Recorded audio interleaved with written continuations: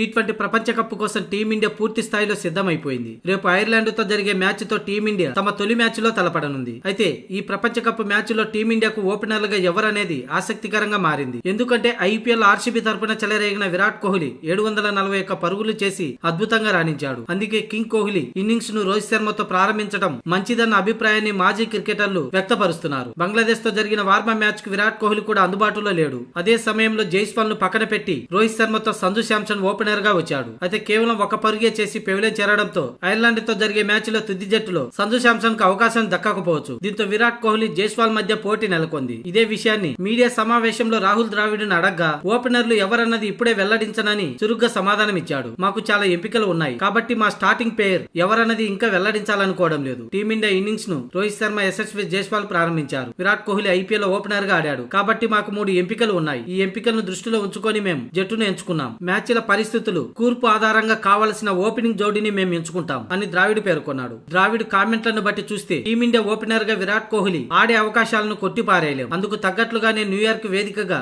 Ireland తో జరిగే match లో విరాట్ కోహ్లీ, రోహిత్ శర్మలు ఇన్నింగ్స్ ప్రారంభించినా కూడా ఆశ్చర్యపోనవసరం లేదు.